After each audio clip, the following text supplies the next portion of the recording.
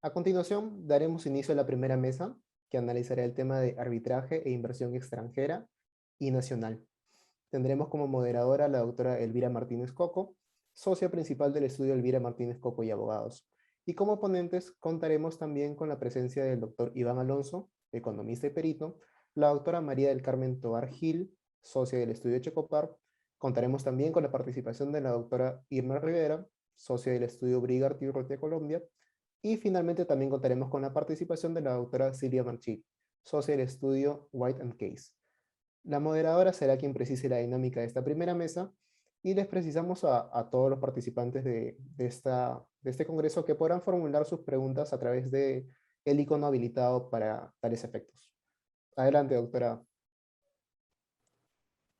Muchísimas gracias. En primer lugar, en nombre de todos los integrantes de la mesa, agradecemos al Centro de Análisis y Resolución de Conflictos por esta gentil invitación para participar ya en el quinceañero.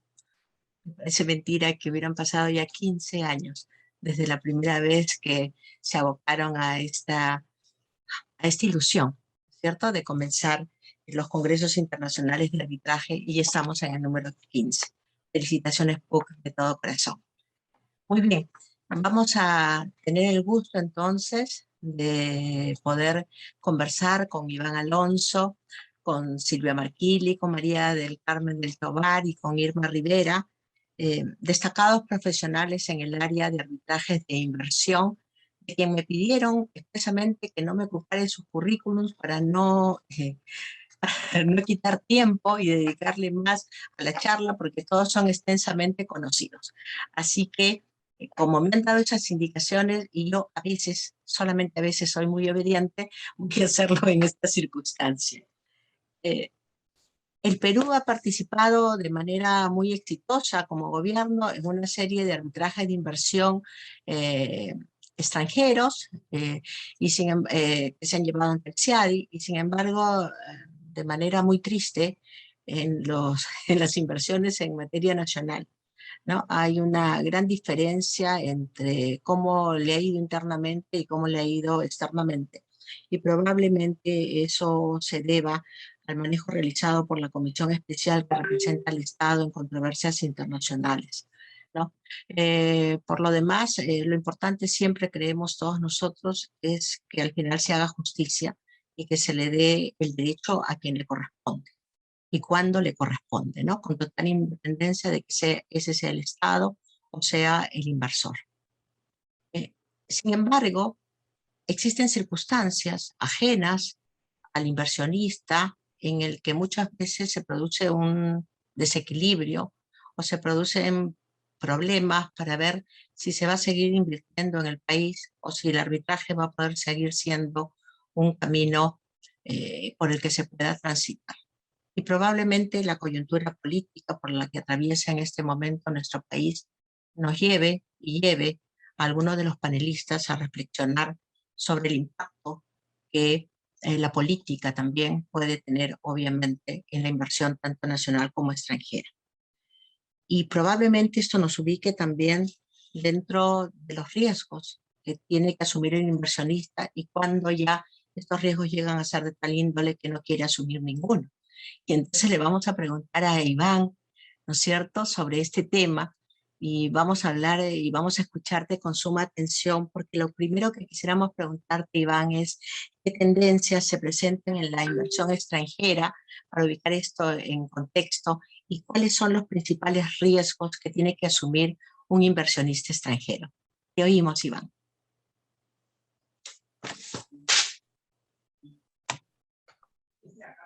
Muchas gracias, Elvira, y gracias a los organizadores por esta invitación y a todo el público presente. Buenas tardes. Quisiera compartir con ustedes una presentación.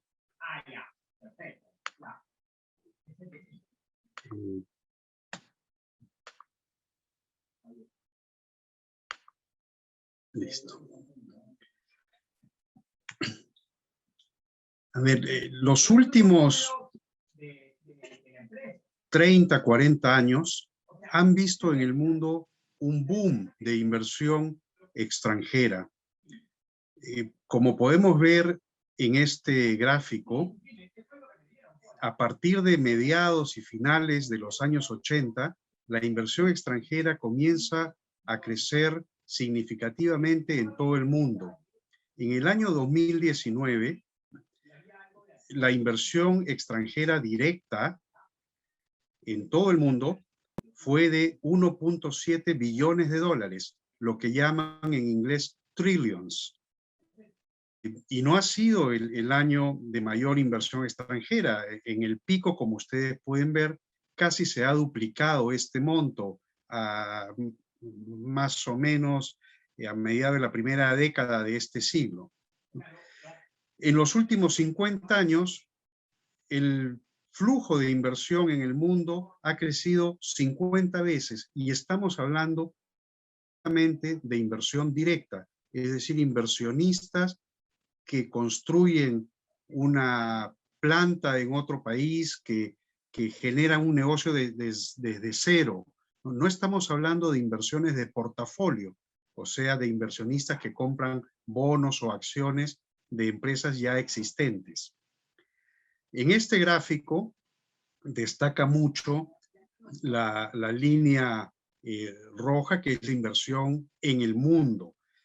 Y la inversión en América Latina, que es la línea azul, y en el Perú, la línea amarilla, casi no se perciben, ¿no? Porque la escala las hace ver muy disminuidas. Entonces vamos a quitar esa línea roja y quedarnos con América Latina y el Caribe, que es la línea azul. El Perú todavía se ve, ¿no?, plano en la parte de abajo, la escala no ayuda. Entonces también vemos que ha habido un boom en América Latina y el Caribe, y que en el año 2019 la inversión extranjera directa llegó a más de 200.000 millones de dólares, y tampoco ha sido en el caso de América Latina el mejor año.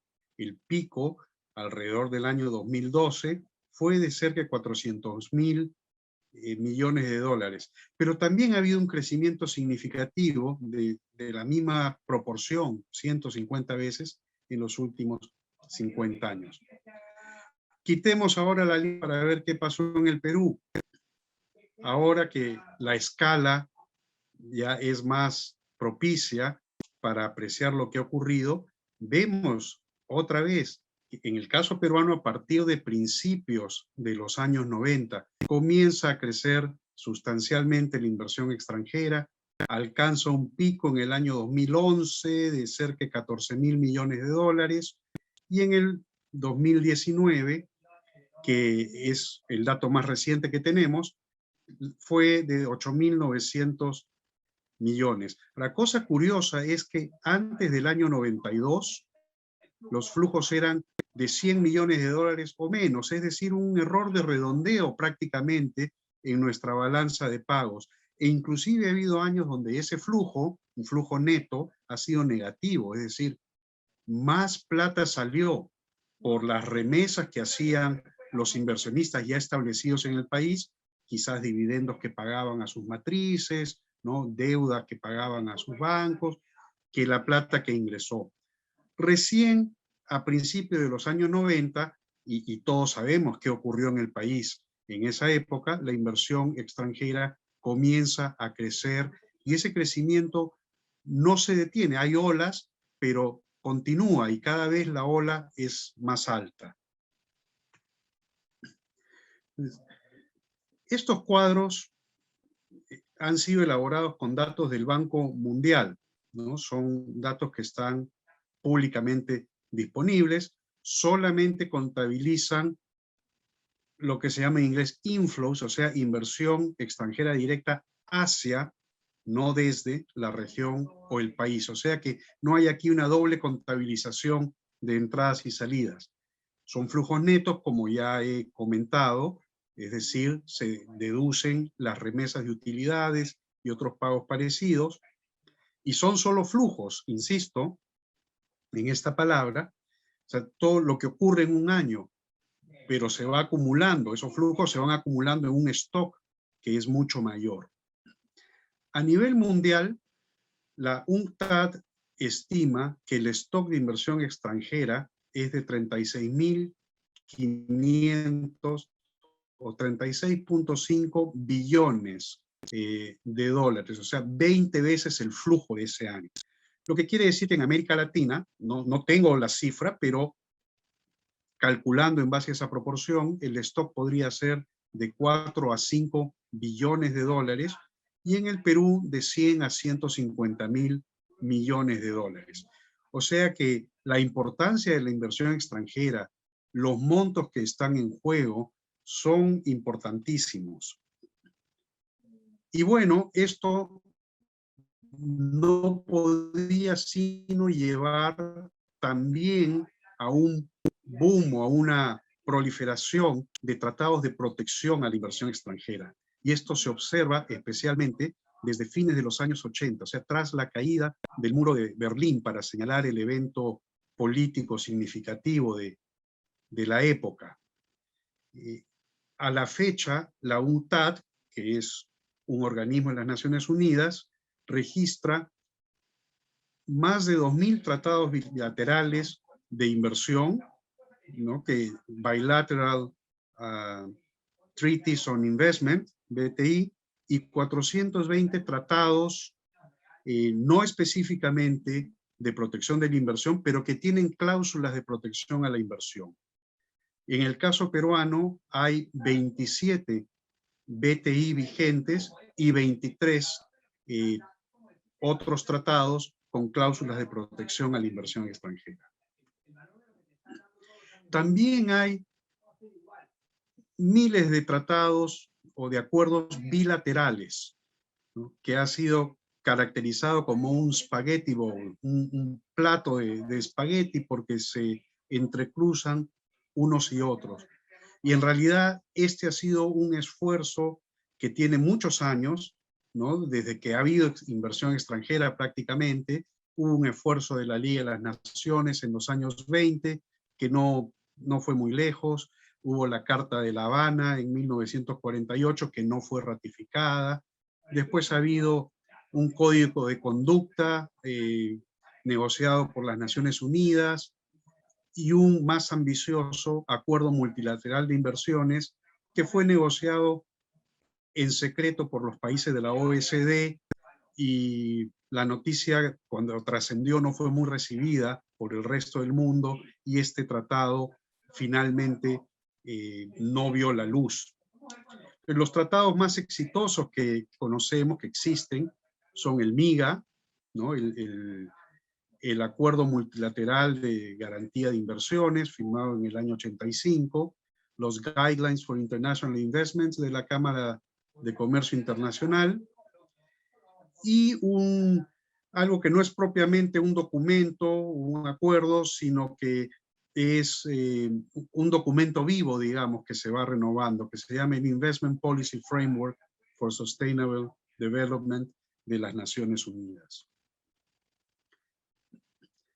Estos tratados suelen cubrir los siguientes tópicos, ¿no? El trato equitativo a los inversionistas, los riesgos de expropiación, la convertibilidad de la moneda, porque los flujos son mayormente en dólares y los países receptores no usan el dólar, todos ellos al menos, y hay problemas de convertibilidad cuando los gobiernos fijan tipos de cambio fuera de los términos del mercado, o inclusive cuando el mercado existe, hay a veces restricciones a que ciertas transacciones se hagan utilizando un tipo de cambio distinto del que marca el mercado. Hay problemas de repatriación de utilidades, y últimamente, a tono con los tiempos, con la evolución económica, se han ido incorporando temas de propiedad intelectual y derechos de los estados, tales como la sostenibilidad ambiental, económica, etcétera, y lo que se denomina el right to regulate, el derecho de los estados a regular la inversión extranjera. Pienso esto quizás con la idea de que los tratados sean más balanceados para el inversionista y el país receptor. En el Perú tenemos muchos de estos temas incorporados, especialmente en nuestra Constitución. El artículo 62 que regula los contratos ley, o que reconoce, mejor dicho, los contratos ley, el trato equitativo al inversionista extranjero y nacional en el artículo 63, la libre tenencia y disposición de moneda extranjera en el artículo 64, y la expropiación por causa justificada y previo pago de un justiprecio en los artículos 70 y 71.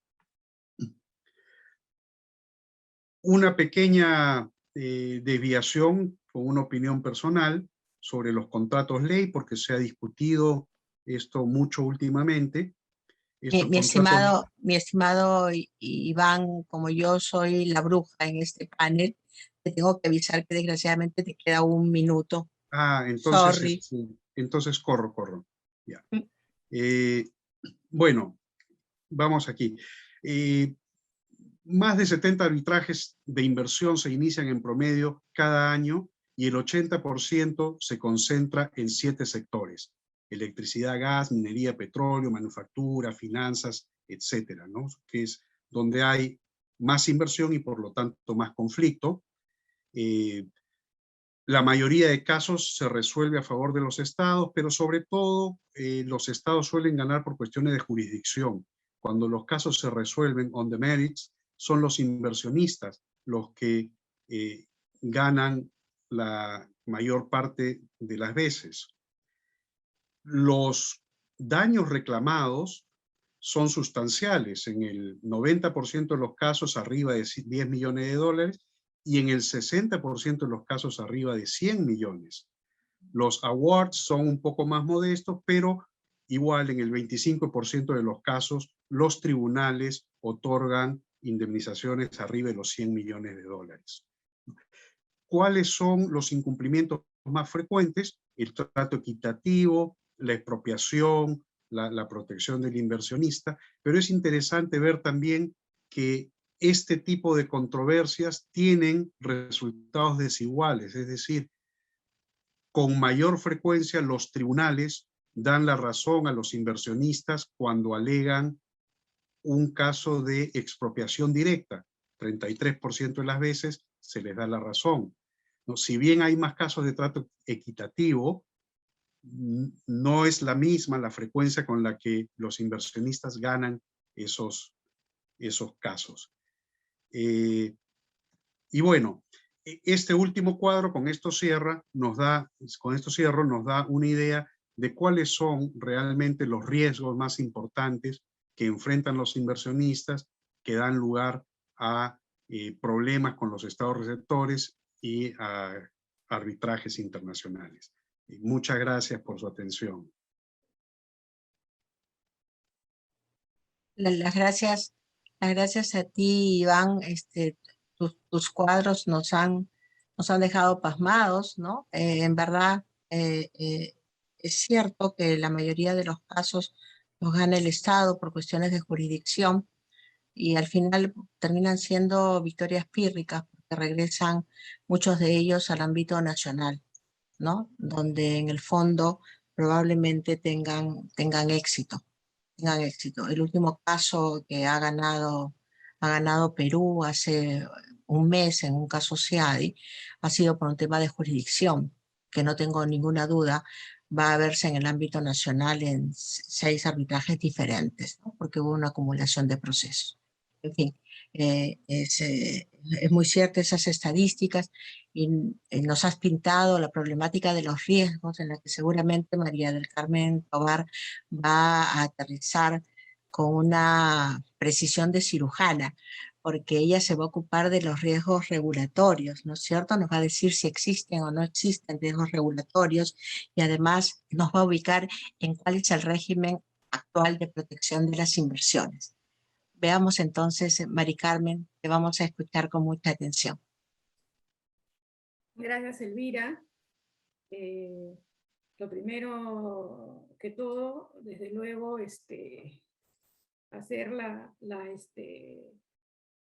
el agradecimiento a la universidad por la posibilidad de haber estado hoy día con ustedes. De verdad es un agradecimiento porque año a año me encanta estar con ustedes y compartir la posibilidad de vernos en este foro, en este simposio que ya es parte de nuestra cultura nacional en cuanto a lo que es el arbitraje. Estoy intentando compartir pantalla, ¿me pueden decir si lo he logrado? ¿Sí? Y la vemos a la perfección, Mari Carmen. Ya, muchas gracias. Entonces vamos a pasar a ver esta exposición. Va a ser muy corta porque acá, si no, Elvira me va a venir a apurar, pero comenzamos la exposición, que es sobre el régimen actual de protección de inversiones, con una nota sobre el riesgo regulatorio. Eso es lo que queremos compartir hoy día. Y partimos haciéndonos una pregunta. ¿Cuál es la protección legal que tienen las inversiones en el Perú hoy día?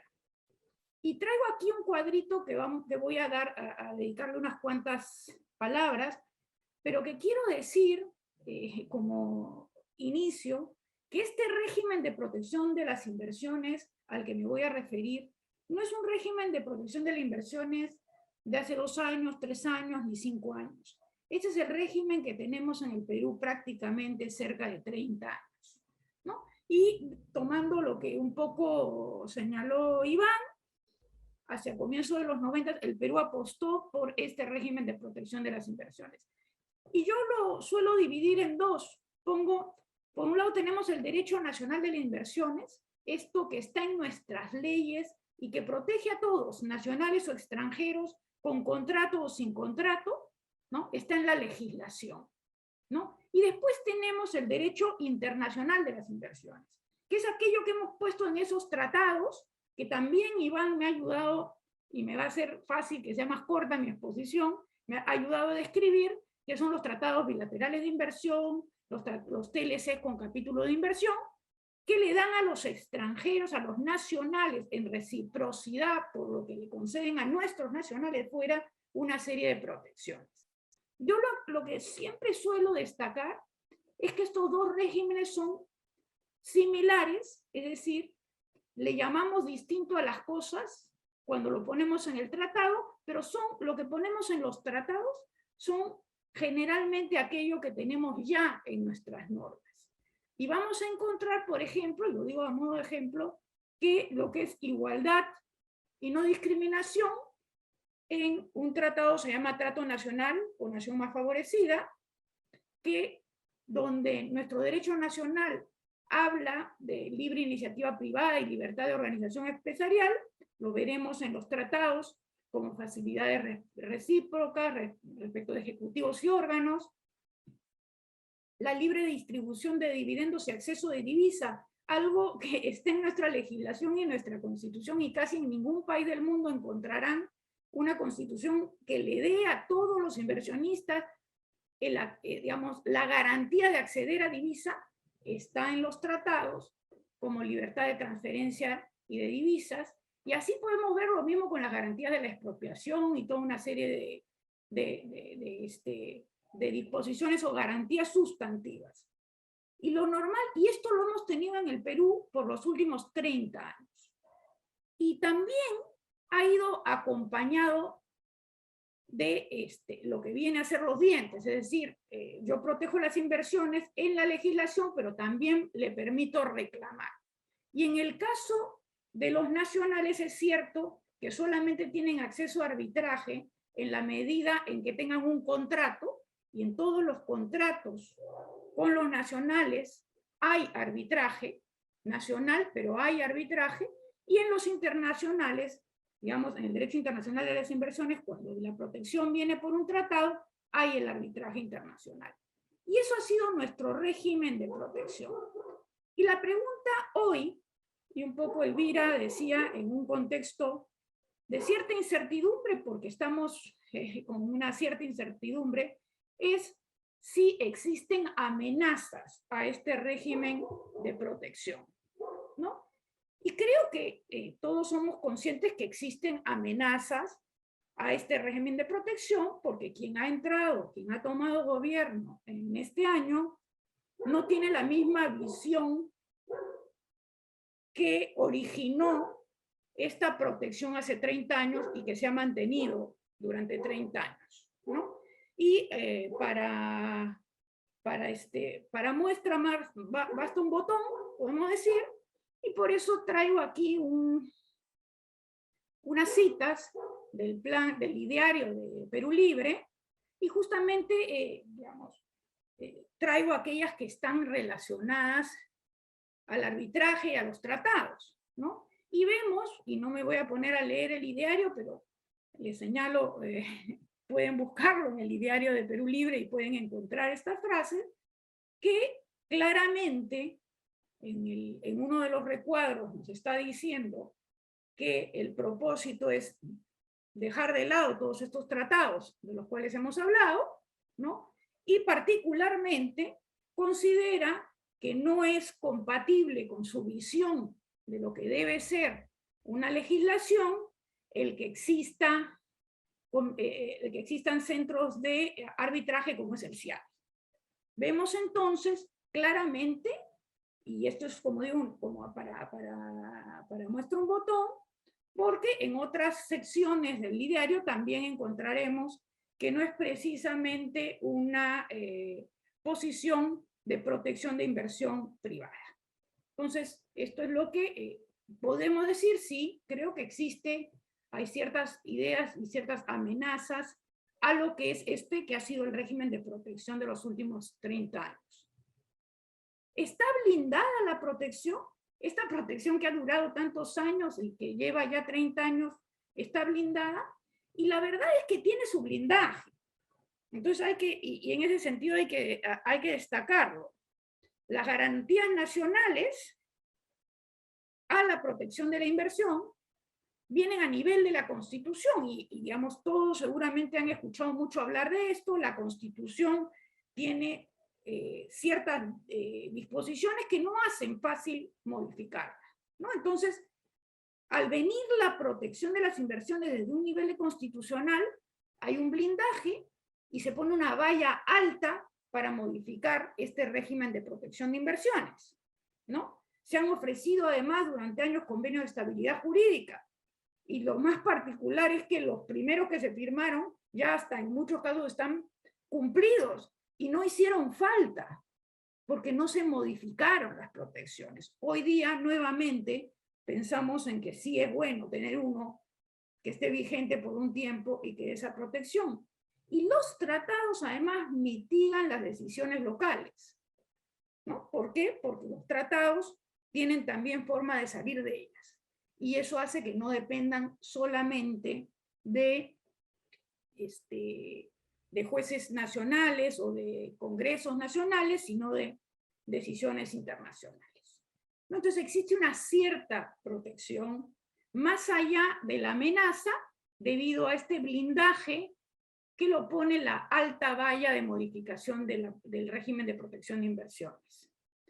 Pero sin duda existe, y aquí en este cuadro existe la posibilidad de dejarlo sin efecto. Se pueden demorar un poco más o un poco menos, pero en este cuadro un poco que explico cuáles son las condiciones para dejar, al botón que puse de muestra, para dejar sin efecto los tratados, ¿no? Y en algunos casos vemos que la protección se mantiene, ¿no? En los tratados bilaterales de inversión, si bien es solo el Ejecutivo quien les puede poner término, hay las cláusulas estas ultraactivas que protegen las inversiones por 15 años. En los tratados de libre comercio no hay estas cláusulas, pero normalmente no es el Poder Ejecutivo el que los puede dejar sin efecto solo, sino que requiere el Congreso. Entonces hay ahí hay una dificultad adicional. Y lo mismo pasa con el CIADI, que además aquellos consentimientos ya dados no se pueden retirar simplemente retirándose del CIADI, aunque eso pueda ser un tema en materia de otra discusión y otro panel, pero digamos, también hay eso. Entonces, y yendo un poco al tema, la protección existe, tiene una garantía, pero digamos, en un mediano plazo o con unas determinadas mayorías podría irse diluyendo o irse cayendo. Pero no es un tema que pueda darse inmediato y requiere ciertos esfuerzos. Entonces, ¿qué podemos decir sobre los riesgos a las inversiones? Podemos decir que existen normas que blindan a las inversiones en la Constitución, que existen convenios de estabilidad y que existen tratados con protección ultraactiva, y que esa protección general no es fácil de dejar sin efecto inmediatamente. Y ahí voy al comentario puntual del riesgo regulatorio. Para todo esto general y grande se requiere tiempo y mayorías. Pero esto no se necesita para la regulación del día a día. Y a un inversionista lo puedes poner en jaque con las normas diarias, con la obstaculización de sus contratos, ¿no? Entonces, sí se puede destruir una inversión con regulación de nivel operativo y con decisiones que asfixien y hagan inviable una inversión. Desde luego, claro, este tipo de regulaciones sería contraria a las garantías de la inversión y podría dar lugar a otro tipo de reclamos. Pero sí quiero llamar la atención de que sin necesidad de modificar la Constitución y los tratados, puede generarse un riesgo regulatorio y una asfixia al inversionista que esperemos no se dé, pero que está ahí latente cuando vemos las amenazas que hemos señalado. ¿No? Entonces, a modo de, creo ya que estaría terminando mi exposición, esa sería un poco la conclusión. ¿Ya? Y les agradezco mucho por el tiempo. Nosotros te agradecemos más bien a ti, Mari Carmen, por la precisión, la exactitud casi inglesa. Has tomado el tiempo exacto. Y es cierto, ¿no? Existe en Perú una gran amenaza al régimen de protección que seguramente nos llevará a todos a una reflexión final en nuestra segunda ronda. Pero ahora probablemente tengamos que dar el pase rápidamente a alguien que está siendo muy esperada por nuestra audiencia, a Irma Rivera. Irma, un placer tenerte con nosotros. Queremos preguntarte cuáles son las tendencias en Latinoamérica en relación con la suscripción, renegociación y denuncia de los TDI, de los TLC. Y adicionalmente, si la participación de los estados en arbitrajes de inversión ha tenido repercusiones para a la toma de estas decisiones. Un poquito Pues, larga mi pregunta, pero espero que sí. me disculpe porque yo sé que eres capaz de responderla. Vamos adelante. Pues muchísimas gracias. De verdad me siento muy feliz y muy honrada de tener la oportunidad de compartir un momento muy especial para mí con ustedes. Espero desde el corazón que el año entrante nos podamos ver en persona. A mí me encanta el Perú y gracias a Dios he tenido la oportunidad de visitarlo en varias ocasiones. Mil gracias por tu pregunta. Es una pregunta muy interesante y además creo que es una pregunta que está muy a tono con lo que está pasando en nuestra región. Quisiera irme un poco atrás antes de empezar a hablar directamente de las tendencias, porque yo creo que los antecedentes que algunos de nosotros por la edad vivimos han influido de forma muy importante en todas estas inversiones que ya existen en Latinoamérica. Los que ya tenemos algunos años y nos criamos en la época de los 80, no sé si ustedes recordarán, pues no era una posición unificada en Latinoamérica, pero existían unos países en donde la protección era muy fuerte hacia el interior del país. La globalización no existía. La circulación de bienes y servicios, como lo conocemos hoy en día, no era posible. Yo recuerdo que cuando yo era niña, todos los productos que se consumían, desde juguetes hasta dulces, eran eminentemente colombianos y eventualmente se conseguían algunos productos extranjeros. En la medida que a finales de los 80, 90, el mundo siguió evolucionando y la economía se globalizó, se generó una necesidad de encontrar canales no solamente comerciales, sino jurídicos que permitieran que esos flujos de inversión, representados en ocasiones en bienes y servicios, tuviesen algún tipo de regulación y sobre todo protección. En este caso en particular, cuando hablamos de inversión y cuando hablamos de arbitraje de inversión, A mí me parece que estas figuras que son importantes en esta situación específicamente se tocan en un punto importante y es la confianza. La confianza es lo que permite que la inversión circule, la confianza es lo que permite que todos esos tratados que tú mencionas en tu pregunta se suscriban, se ejecuten y en ocasiones se cumplan o se incumplan dependiendo del desarrollo de los mismos, pero esa confianza es la que permite que exista mayor inversión hacia nuestros países. Aquí el derecho, la economía y la política se tocan y acaban siendo un triunvirato muy importante para entender, dependiendo de la situación de cada país, cuál es su tendencia y cómo ve ese país ese flujo de recursos, de bienes y de servicios y qué tratados está dispuesto a suscribir. Como lo comentaba el doctor Iván al inicio de nuestra charla, a partir de los años 90 y 80 empezó a generarse una tendencia en Latinoamérica de analizar la posibilidad de suscribir este tipo de tratados que permitieran que los inversionistas que están recorriendo el mundo para saber dónde colocan sus recursos lo hiciesen de manera tal que cuando el amor que existe al principio pudiese terminarse, existieran mecanismos que les permitieran protegerse y entrar a escenarios en donde existiera una igualdad de condiciones para que no solo el inversionista pudiera defender sus derechos, sino por supuesto el Estado. Como consecuencia de esto, en algunos de nuestros países se surtieron todos los trámites legislativos que en ocasiones tomaron muchos años y que al final permitieron incorporar todos estos tratados al sistema interno y que esos tratados empezasen a negociarse.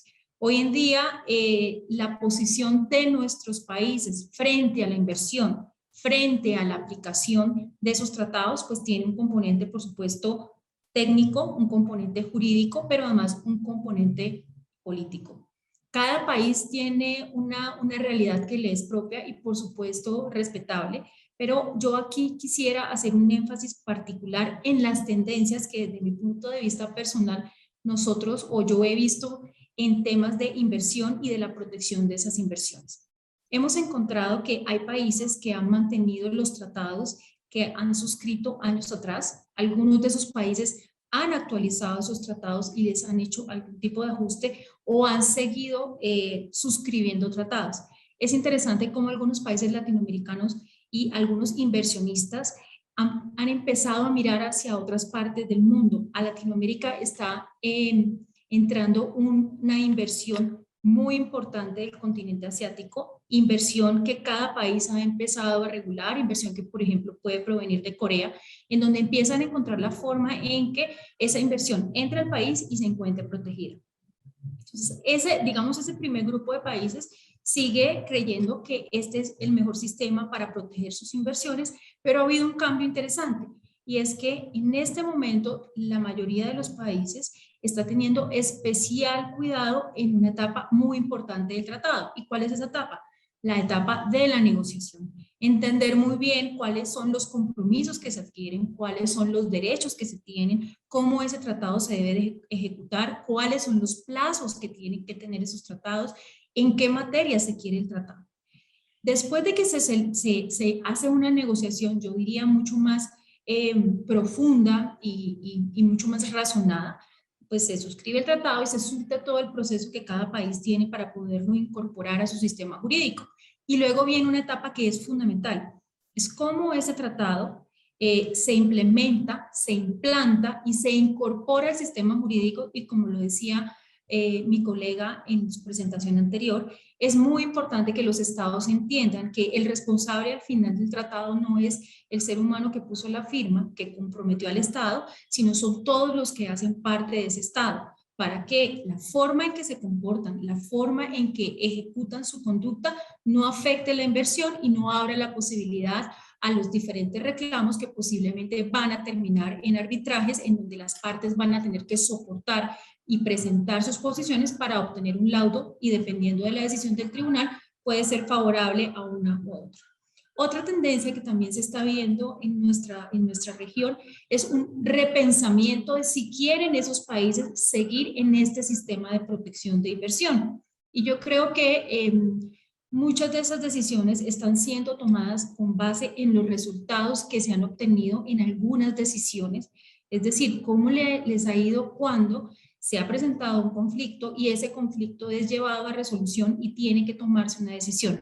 En ocasiones, como lo presentaba el doctor Iván, son decisiones bastante dolorosas porque los perjuicios que se pueden generar y que se obligan a pagar derivados de incumplimientos de esos acuerdos pueden ser cuantiosos.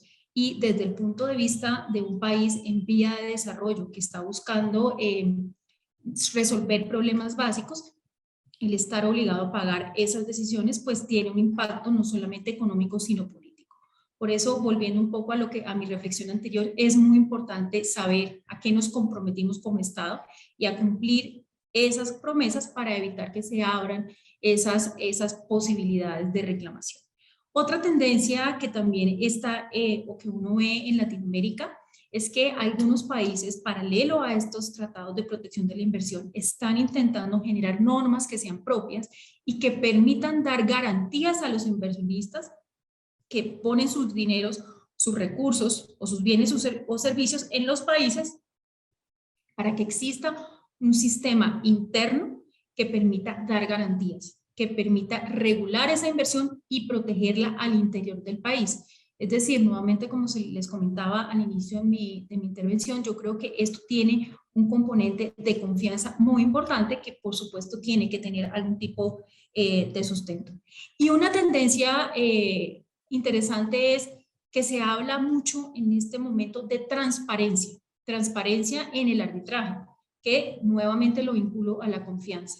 Este ha sido un tema bastante popular, por llamarlo de alguna manera, en los últimos años, no solamente en el arbitraje de inversión, sino también en el arbitraje comercial, y tiene algunas diferencias dependiendo del enfoque que le demos, pero se ha buscado que todas esas decisiones, hasta donde sea posible, y todos esos conflictos estén recubiertos de un halo de transparencia que le permita a aquellos que estén interesados y a aquellos que tengan intereses tener algún tipo de información, con, por supuesto, las limitaciones propias de un trámite en donde se están discutiendo unos intereses de un nivel muy alto.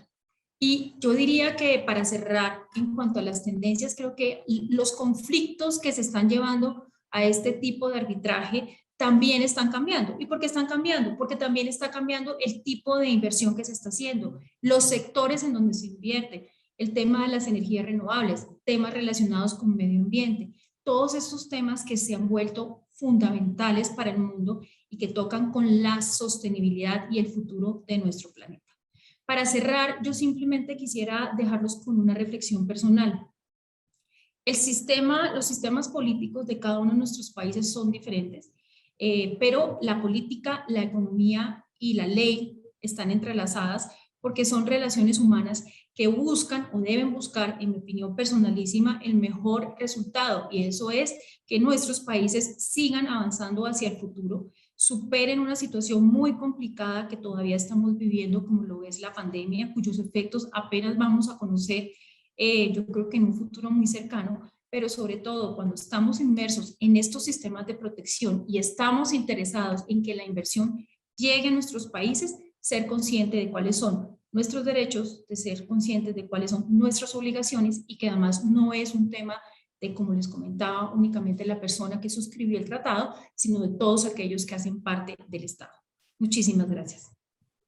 Las gracias a ti, Irma. Sin duda el auditorio ha quedado encantado oyéndote, ¿cierto? Y dando este importante mensaje en el que no debemos de perder de vista que tanto el derecho como la economía y la política se tocan, ¿no?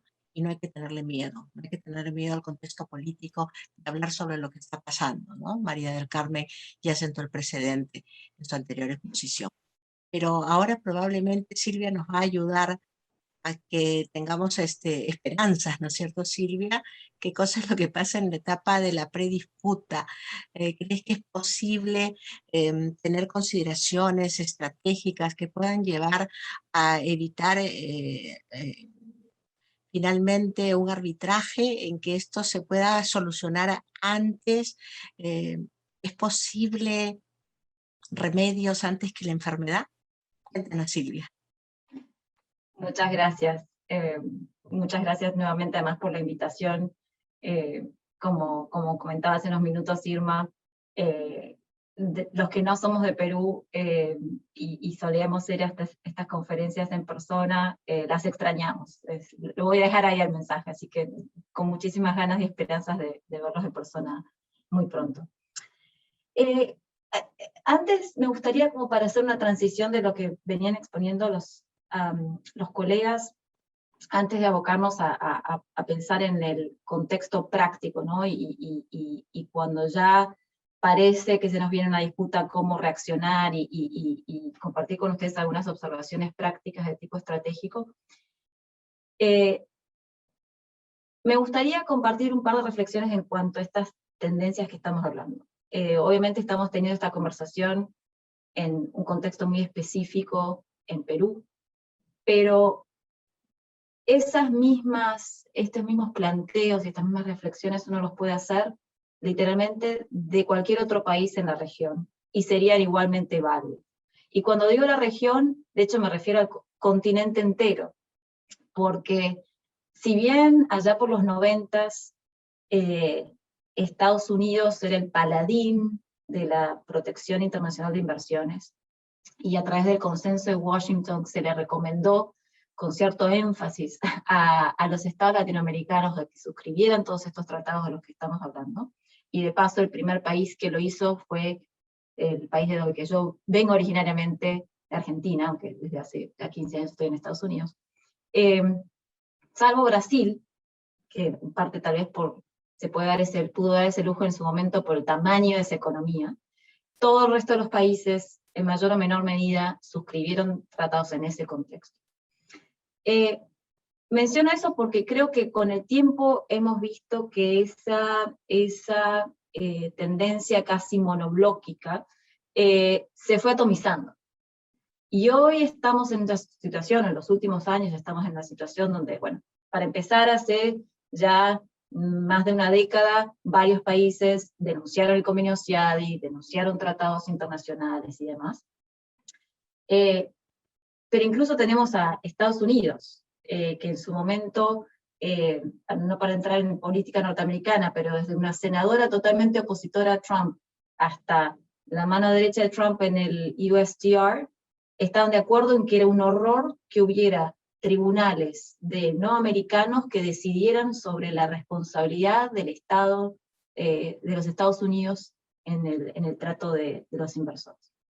¿Por qué digo esto? Porque si les pusiera esa cita en la pantalla, ustedes tal vez hubieran especulado que era de cualquier otro país y lo hubiera traducido al español y no de Estados Unidos. Entonces, esa atomización existe también una ida y venida. Ecuador estaba en ese grupo de los que habían denunciado el convenio CIADI y denunciado varios tratados, y lo ha suscrito el convenio CIADI hace unos meses. Entonces, la realidad es que es mucho más rica, tal vez, y mucho más matizada de lo que fue en un pasado, y más allá de la situación específica en Perú.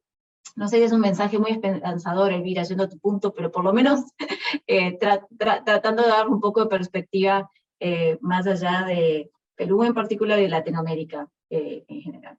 Ahora, yendo un poco al tema sobre el que me preguntabas, y que es mi favorito, como no les sorprenderá, es pensar un poco cómo funciona todo esto en la práctica, ¿no es cierto?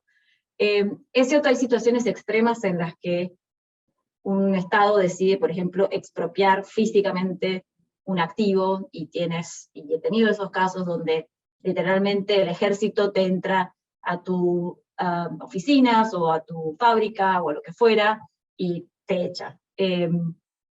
Esos casos son los menos frecuentes, afortunadamente, creo que para todas las partes involucradas, y los más típicos son aquellos como los que mencionaba Aya Carmen en cuanto a temas regulatorios o temas relacionados a contratos, que son un poquito más tenues, aunque pueden ser igualmente fatales desde el punto de vista del inversor, pero suelen hacer un poco más de vuelta matizados. Entonces, ¿cómo desde la perspectiva del inversor, cómo reaccionar ante ese tipo de situaciones, ¿no? Muchas veces pasa que los clientes, cuando están en una situación desafiante, piensan, bueno, si hablo con el abogado de arbitraje o si hablo con el abogado de disputas en general, sea el de la jurisdicción correspondiente o el internacional, lo primero que me van a decir es, presenta la demanda, ¿no? Pero la realidad es que eso es lo último que deberíamos decir, y la realidad es que en la gran mayoría de los casos, y por no decir virtualmente en todos ellos, para los clientes es la peor opción. Y no porque no puedan seguir operando, pero traen toda una serie de cuestiones, más allá de los costos, para empezar, que realmente no son atractivas. Entonces debemos partir de esa premisa. Si bien ese es el caso, también es cierto que esto, yo suelo hacer la analogía que es como jugar al ajedrez en 10 dimensiones, ¿no es cierto? Entonces, cuando uno está moviendo esas piezas al principio, pensando, bueno, no quiero ir al arbitraje, realmente esa es la última opción.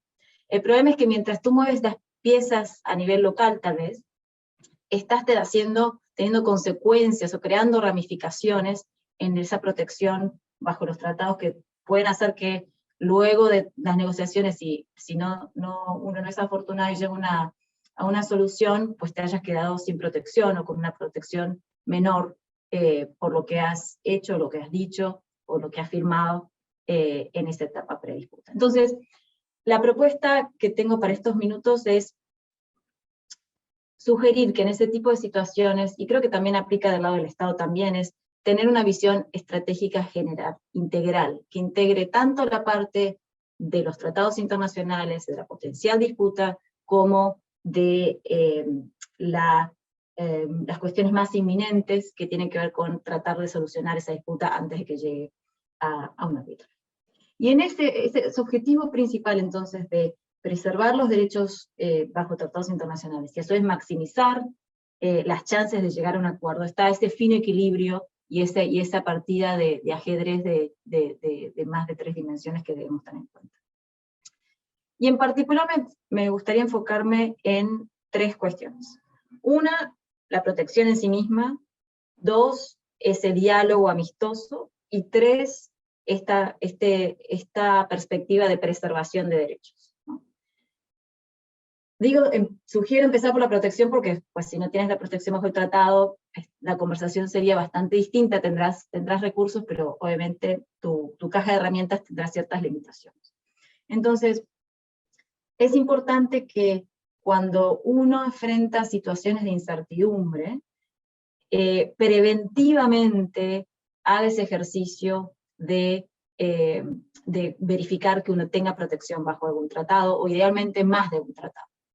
Y esto lo digo no solo pensando en cuestiones como la posibilidad de reclamar contra el propio Estado, ¿no? Si uno logra canalizar su inversión a través de una entidad en el extranjero, pero porque en la práctica, desde un punto de vista bien económico, cuando hay una jurisdicción, y voy a dar el ejemplo de mi país para no generar rispideces, supongamos en Argentina la situación económica es menos ideal, es natural que las compañías argentinas piensen en tratar, si tienen ya negocios en el extranjero, enfocarse más en esos negocios, y si no los tienen, tal vez proyectarse más internacionalmente, y en ese contexto también es útil pensar en tener una estructura corporativa más sofisticada que permita proteger esas inversiones, tanto las que van hacia afuera como si tenemos luego una casa matriz en el exterior, incluso las que van hacia el propio país.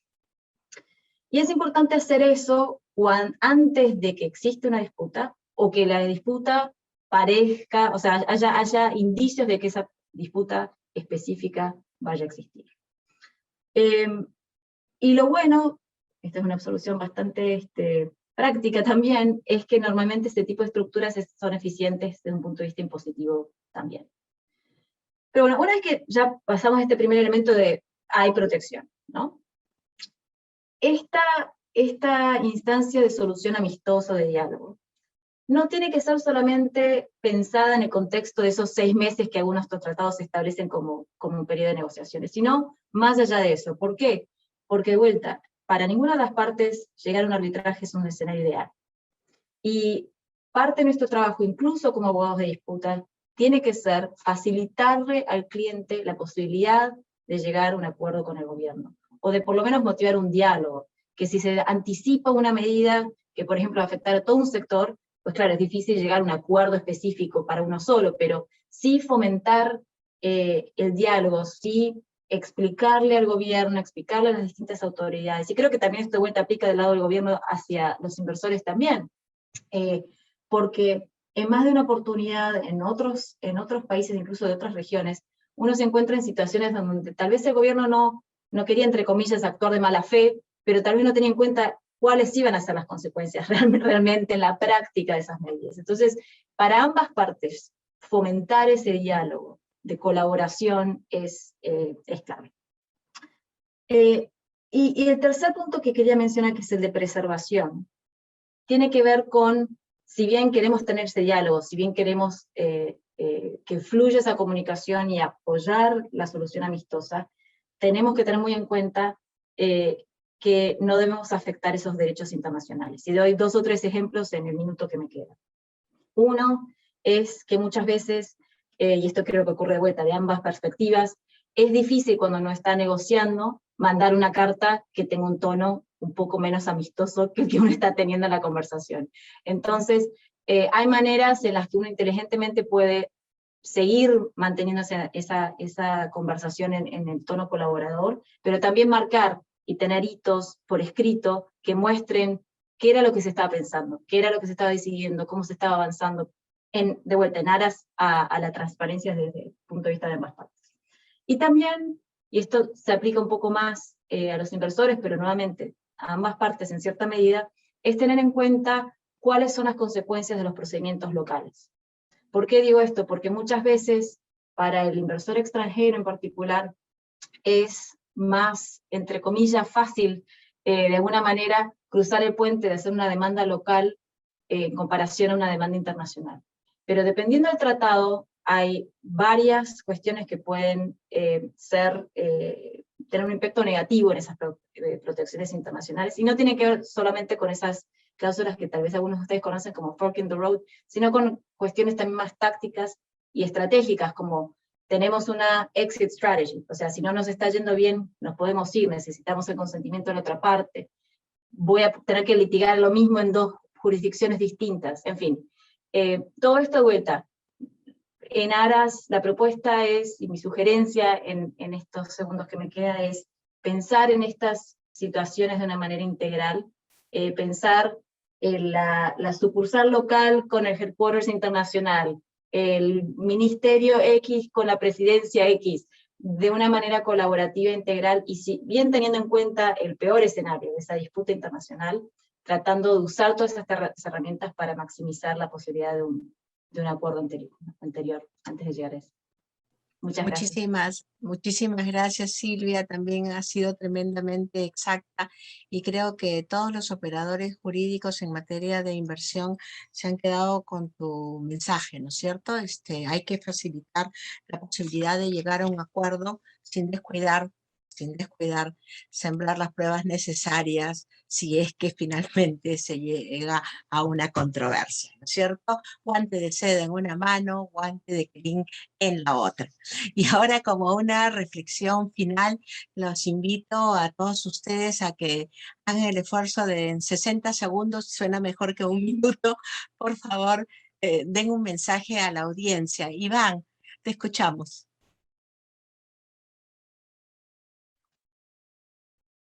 Bueno, mi mensaje es que la inversión extranjera como el comercio internacional hacen de este mundo un mundo mejor, y tenemos que hacer todo lo que esté en nuestras manos para preservarla y protegerla.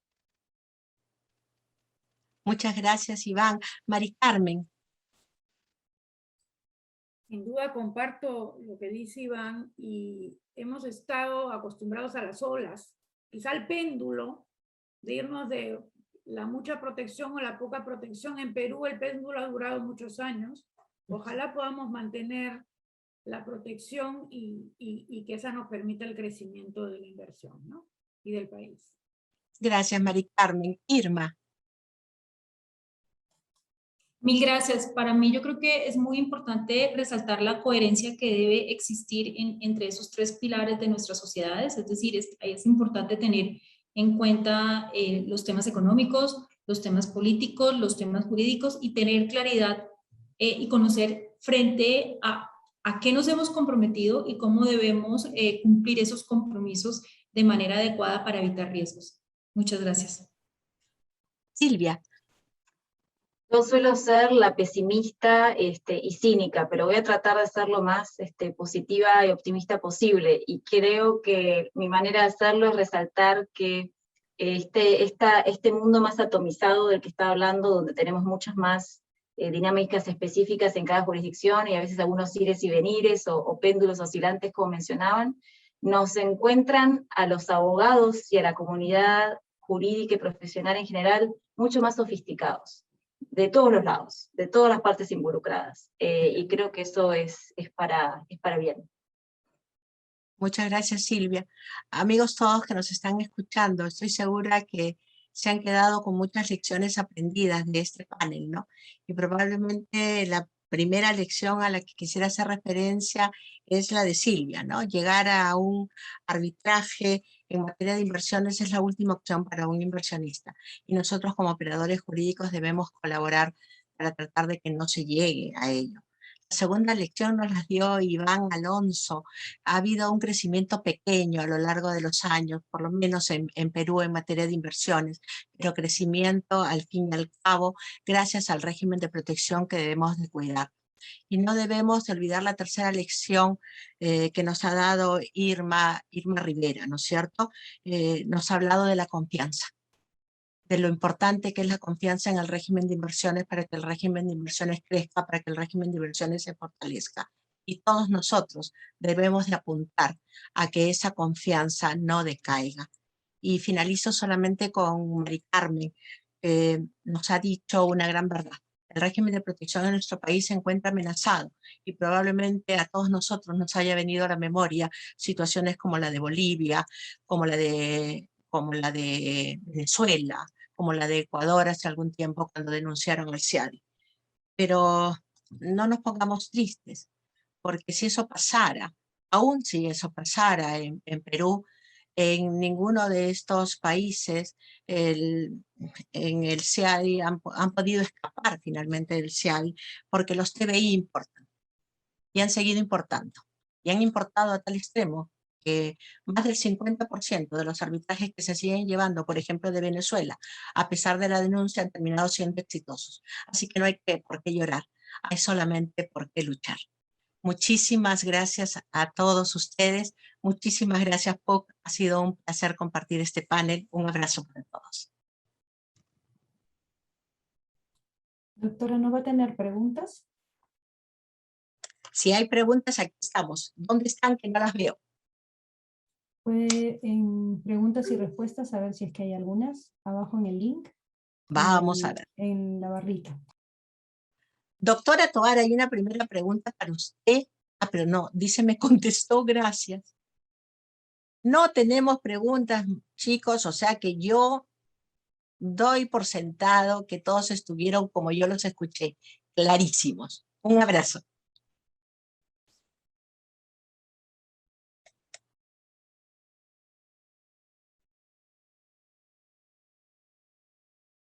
Acabó Marlene, había una sola pregunta de Edgar Zúñiga y para Mari Carmen de Tovar y después dijo, ya me contestó, así que ya le contestó.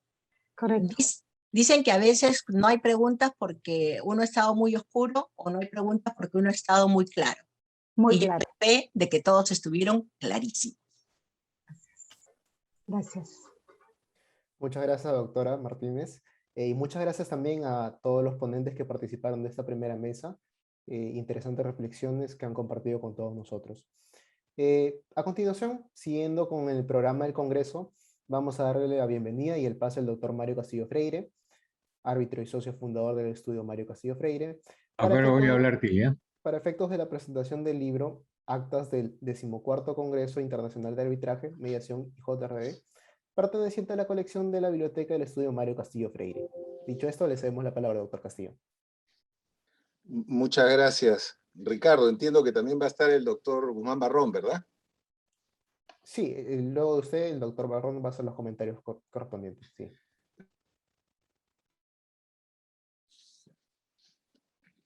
Bien, bueno, muy buenas noches, estimados colegas y amigos. Voy a hablar sobre este librito que tengo aquí.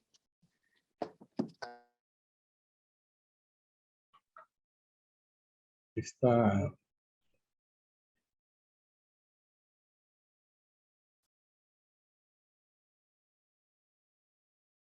Que la Pontificia Universidad Católica del Perú, algo pasa con... Se ha desinstalado, pero es un ratito.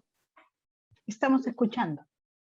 Ah, acá dice no se puede iniciar su video porque el hospedador lo detuvo. Sí, doctor, no se le escuchaba bien, he tenido que retener un rato su video, pero el audio se escucha bien. No se puede poner el video. Ahí ya le solicité, a ver, intente a ver si Ya, no se a ver, ojalá que se pueda. Ujú. Bueno, decía que queremos presentar el libro que contiene las actas de las ponencias del congreso que la universidad organizó el año pasado. Siempre he creído que el hecho de que una casa de estudios promueve el arbitraje de la manera que lo hace nuestra universidad a través de CARPUC representa una apuesta extraordinaria en favor de la búsqueda de una sana solución de conflictos contractuales y, más allá de ello, una apuesta por la paz social.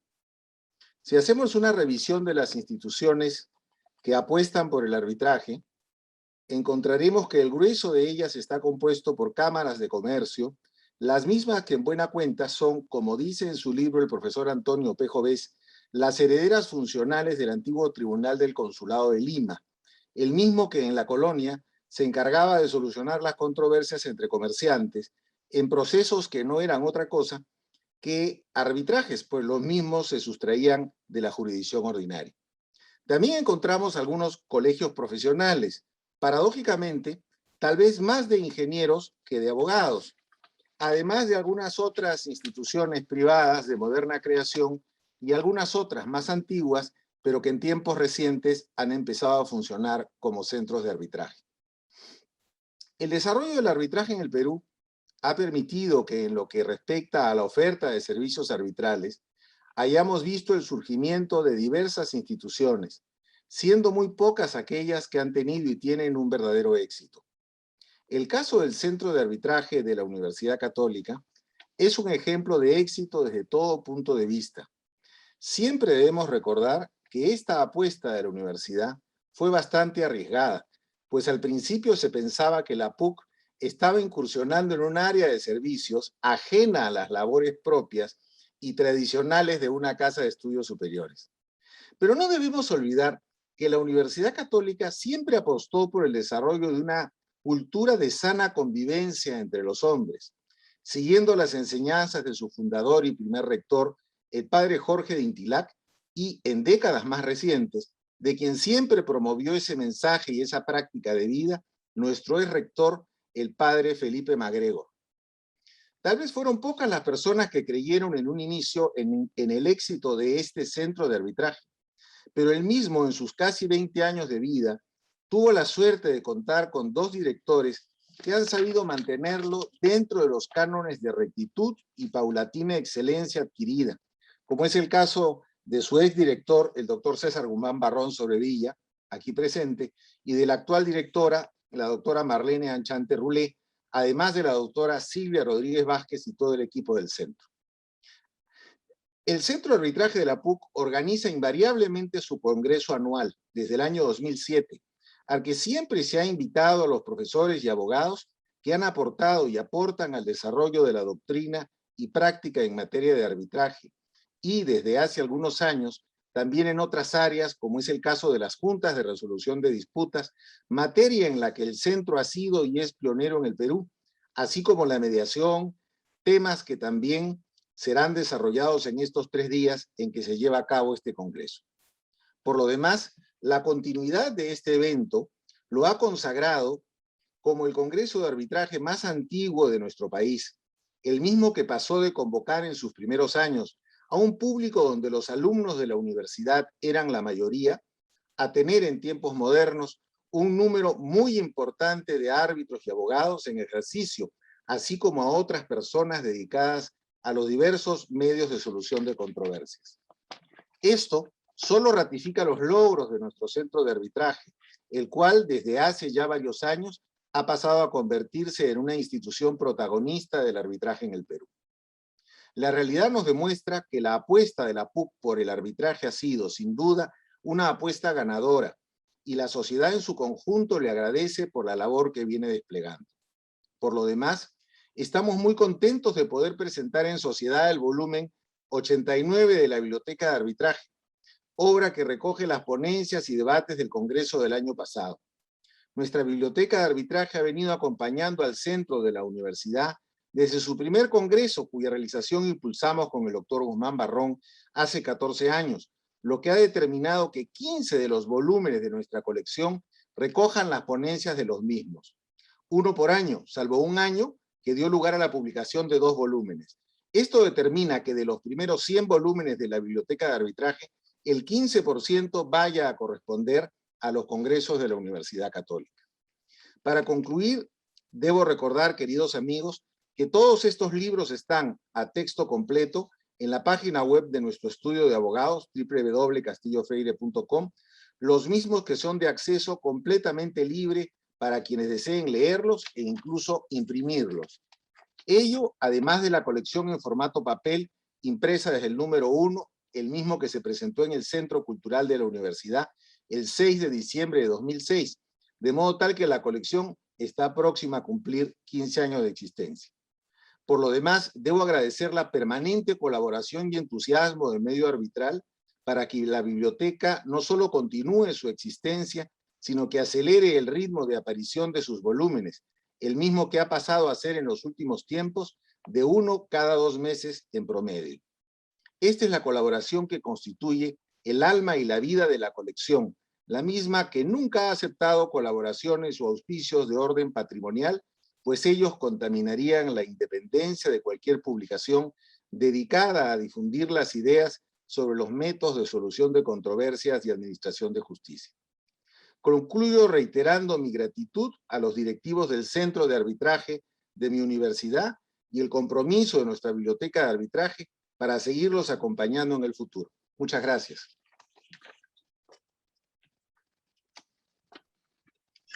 Bueno, muy buenas noches. Para mí es una satisfacción doble estar presente.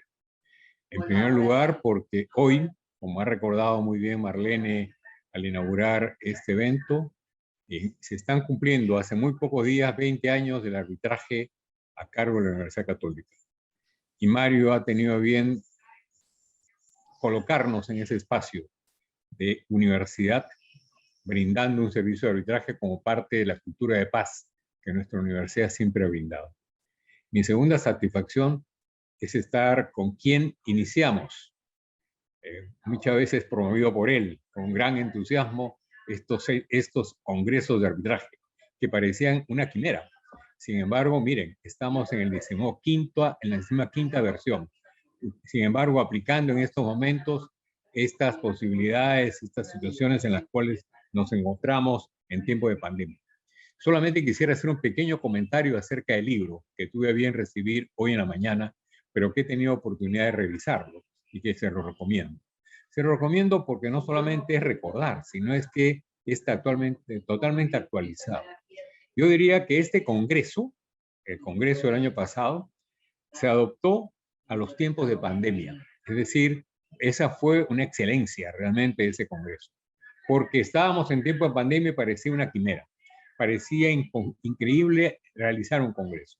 Sin embargo, la mayoría de los temas, si no todos, estaban precisamente vinculados al reto que significa enfrentar un centro de arbitraje, los árbitros, las partes y todos aquellos que participamos en esta hermosa actividad que es solucionar conflictos a través de este medio alternativo y el poder lograrlo. Y yo creo que el resultado fue excelente.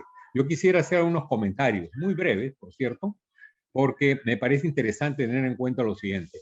Recuerden ustedes que el primer tema fue el desafío para los operadores en el contexto de arbitraje no presenciales. Es decir, ¿qué tenemos que hacer nosotros como árbitros en una situación como esta? Y vimos que se enfrentó adecuadamente, no solamente el arbitraje, sino todos aquellos que hemos intervenido en este proceso.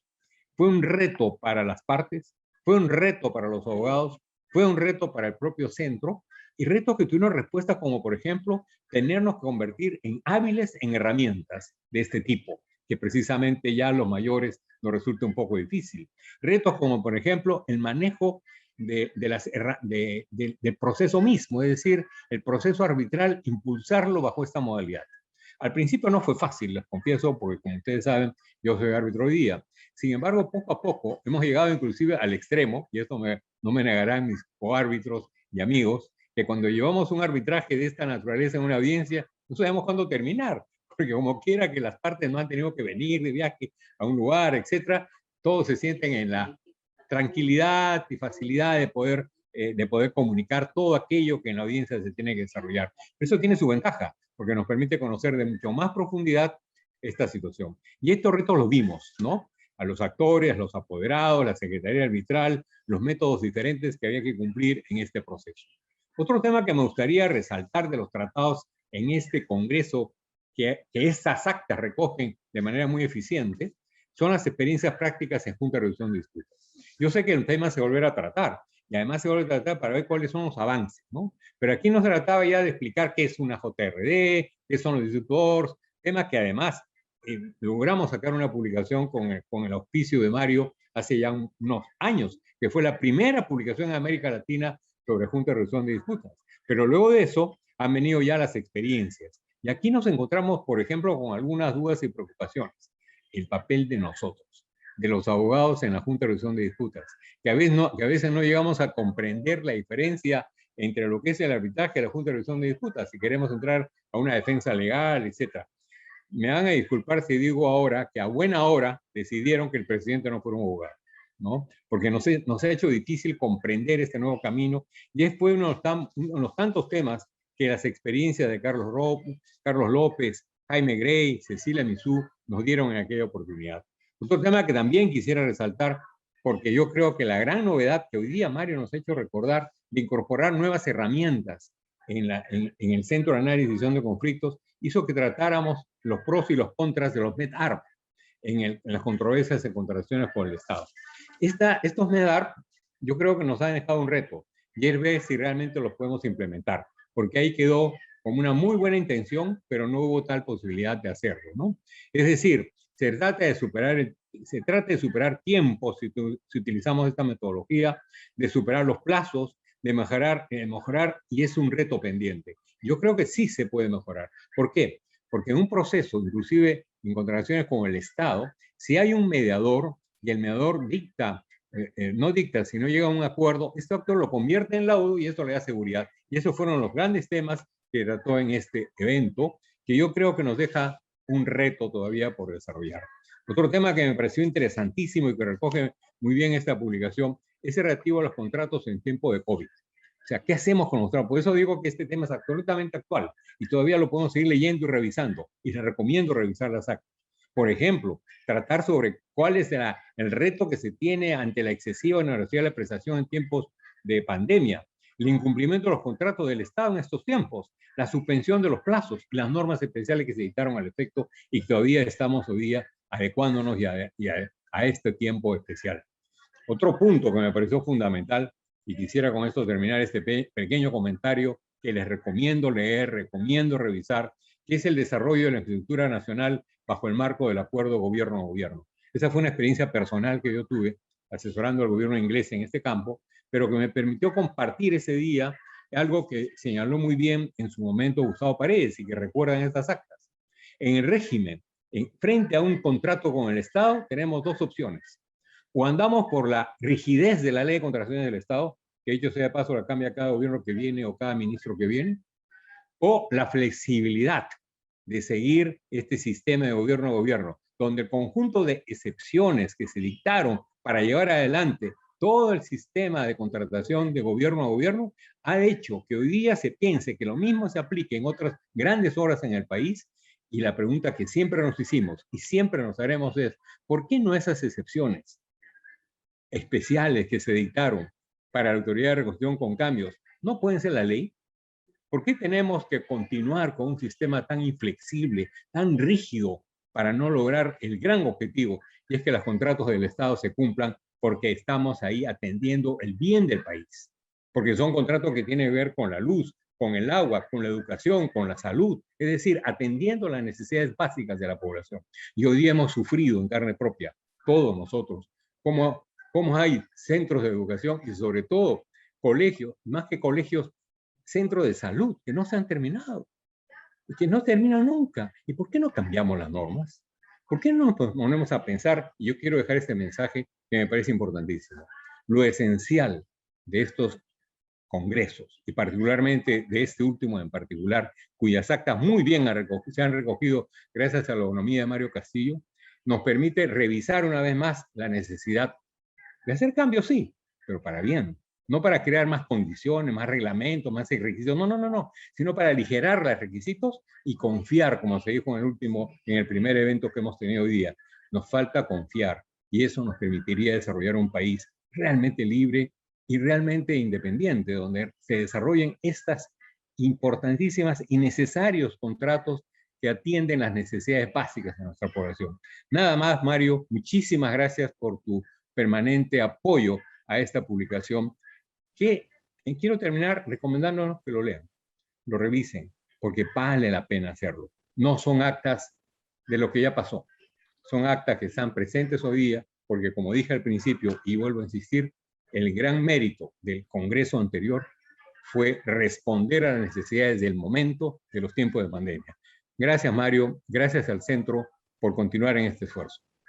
Gracias, César.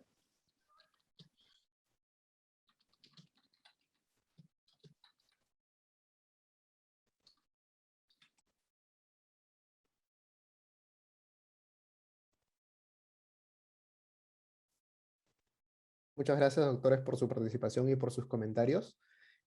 Ahora vamos a tener un breve receso de unos 5 minutos y luego comenzaremos con la mesa 2 del programa del día de hoy. Gracias, los esperamos.